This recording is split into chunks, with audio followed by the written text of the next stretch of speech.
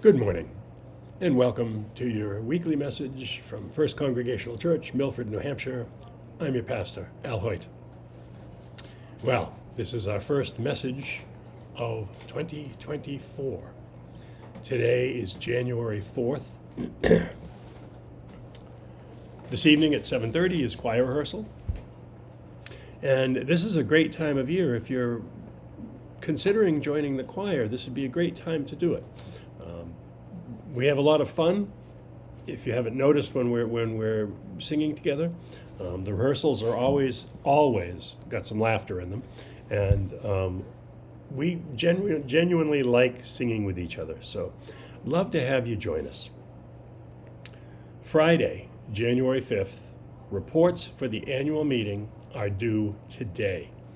I've mentioned it before, but it's important that I mention it again. The annual reports have to be in members of the congregation's hands a minimum of 2 weeks before the annual meeting. So if you have a report that's due, please make every effort to get it into Carol by Friday, January 5th. Saturday, January 6th is Epiphany, even though we celebrated it last week. Sunday, January 7th is the Baptism of Christ. 9 a.m., the Bible study in the parish house. 10 a.m. is church service in person and live stream. Following the church service will be coffee hour. We'll be resuming coffee hour. And during the coffee hour, the Board of Trustees will be doing a presentation on a proposal to install solar panels on the church. The Board of Trustees invite you to a presentation during coffee hour on Sunday, January 7th. Regarding installation of solar panels on the church. This is an informational presentation, and questions and answers discussion are welcome. This is a precursor to adding the installation of the solar panels on the church as a resolution for our annual meeting. Our annual meeting will be Sunday, January 28th. On Monday, January 8th, from 8 a.m. to 1:30 p.m., the Milford Garden Club will be meeting in the parish house. At 1 o'clock on Monday afternoon at Messiah Lutheran Church in Amherst, the Asylum Project will be having their monthly meeting. On Tuesday, January 9th, the Souhegan Valley Chorus will begin their spring season rehearsals at 6:30 to 9 o'clock in the sanctuary. On Thursday, January 11th, I will be doing the worship service, my monthly worship service at Bedford Falls at 10:30 in the morning. And of course at 7:30 is choir rehearsal. On Sunday, January 14th, Teresa Rogers, our ministry intern, will be our worship leader. And immediately following the church service, the church teaching committee will be meeting in my office. It is important that if you are on that teaching committee, you be present so that you can make your comments. Well, I want to thank everyone who offered condolences or offered to get groceries for Vern and I when we were laid up for a week with COVID. We weren't particularly sick. We had one day where we basically slept the whole day, and other than an occasional runny nose, we really didn't feel sick at all. I like to think that I had accomplished a lot more than I did during that time, but sometimes you just need some wind down time to do nothing, and that's what I did. So on January 2nd, Tuesday, Talitha Arnold, who's one of the daily devotional writers from the UCC's Still Speaking Writers Group, wrote the devotional, which I thought was kind of appropriate for this time of year. You know, everyone talks about making resolutions, and I don't make resolutions anymore. I'm still the same old lovable jerk that I've always been. But Talitha Arnold wrote on January 2nd, her name of her devotional is Go. And she chose Genesis chapter 12, verse 1.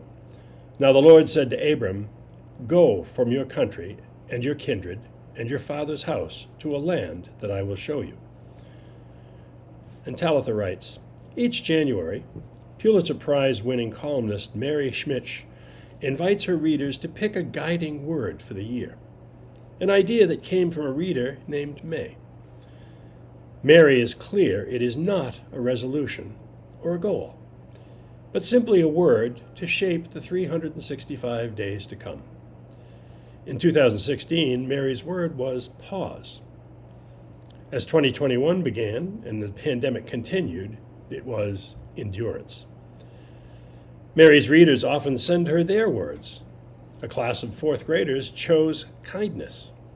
For some high schoolers, their words ranged from balance and self-acceptance to wanderlust and ataraxia. Mary said she had to look it up. I did too. Ancient Abram's word had to have been go, as in, go from your country and your kindred and your father's house. Go from all that was familiar and comfortable, but also go from that which no longer brings life. Abram's father Terah had died in that land and that house, and his journey was over. Abram's wasn't. Go, God said. Go. It's not as long as other words and probably not as deep or profound, yet I want go to be my guiding word for the days ahead. I'd like it to guide the congregation I serve too, as we continue to figure out what it means to be the church, to be faithful in this time. Go, even if we don't know where the journey will lead. Go, even if we seldom see the way ahead. Go, because we can trust the one who goes with us. And Talitha writes this prayer: Lord, thank you for the new journey ahead. Help us to trust that you go with us every step of the way. Amen. I enjoyed that. I thought it had some interesting thoughts that came forward. As we go forward in this new year, think of ways that you can help to grow this church, to bring more people, to witness the wonderful things we do, to see the ways that we can contribute to our community. In the very near future, we will have the Asylum family that is staying at the Messiah House in Amherst, who we are also co-sponsoring. And many of you have contributed to and will continue to contribute to, and we thank you for that.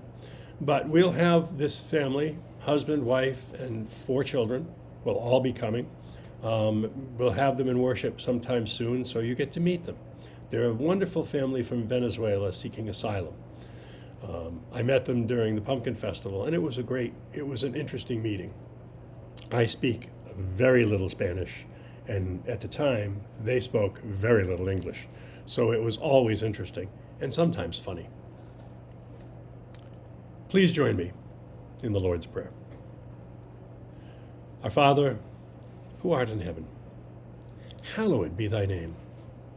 Thy kingdom come, thy will be done on earth as it is in heaven.